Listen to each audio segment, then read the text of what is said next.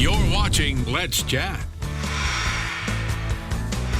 Saturday, September 17th. You need to make sure and mark your calendars for that. Our friends at Erlanger coming up with a breast cancer symposium that's called Survivin and Thrivin. We're here to talk to two wonderful ladies about that. Janet Kramer-Mai, who is the director of Erlanger Oncology. Janet, good to see you. Hi, good to see you. And you have brought along Darlene Smith, who is Hi. a breast cancer survivor and is on the planning committee for this. Darlene, good to see you as well. Good to see you. All right, did you bring her or did she bring you? I need to know these things. All right? We bring each other. There Yes, you we go. arrived at the same time. A lot of support for each other, which is one of the key components behind the treatment of cancer at Erlanger. Absolutely, and this symposium is about ongoing support for those who have been through the cancer journey, and we're trying to help them find their new normal on the other side of this. How important is that, the continuance of that care after the chemo, after the radiation, after you're pronounced cancer-free? How important is it that you keep continuing that? It's huge. We would both Yes. agree to that. You know, there's like 18.1 million cancer survivors roaming around out there trying to find their what we all call new normal. You know, you'd love to think that you get your old life back, but you don't. So this symposium is just about helping, and we are focusing on females this year. So Right. females helping females find their new normal. Darlene, you were a breast cancer survivor. How long ago were you diagnosed?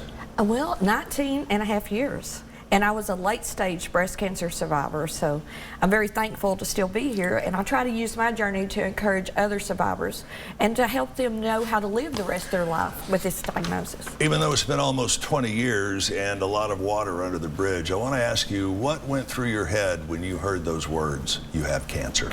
Oh, it rocked my world. It wasn't anything that I anticipated. I was very healthy. It rocked not only my world, but my husband, my children, the community, everyone that knew me. The first thing you think of is, what am I going to look like? Am I going to lose my hair? Right. And then, am I going to live? And then after that, how am I going to live?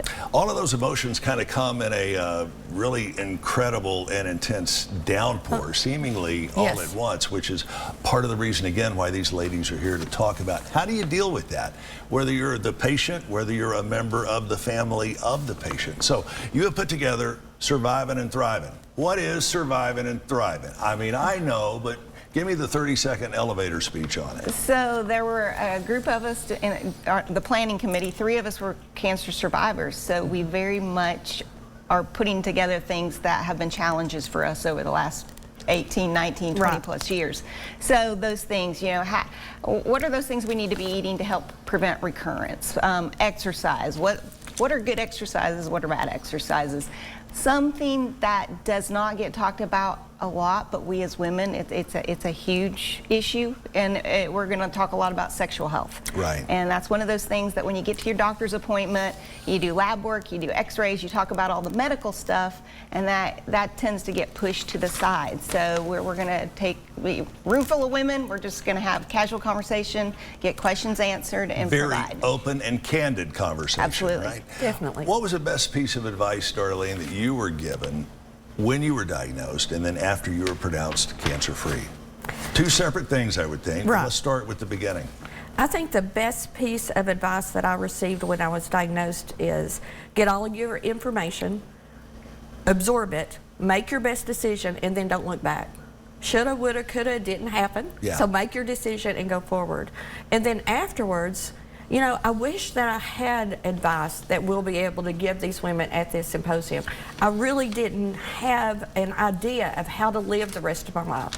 So I researched myself, I became an advocate and a volunteer, met with Janet and other people, and now we're going to have a more focused area that we can tell these survivors how to move forward with diet, nutrition, body image, a lymphedema treatment, and also sexual health, which is very important. And it's almost like when you ladies get together for a symposium like this, there's no strangers in the room. Oh, no. You see somebody you may have never met before, but you have this instant bonding connection with them right away that takes root. Tell me again, how important is this support group for the patients, for the families? Well, I think it's huge, and coming out on the other side of, well, let's call it the other side of COVID. You know, women have gone through treatment essentially alone Right. because we've not been able to do in-person support groups, or they've been getting their support online. So I think bringing women together, having us in the same room, having some great speakers in front of us is just going to give them the opportunity to really start to build on what it's like to be a survivor. Cancer has certainly affected all of us in one way or another, and if anybody can help kick cancer's butt, I think it's the two of you, and we wish you the best. We're trying. Don't give up the fight. Absolutely. That's right. Don't give up the fight.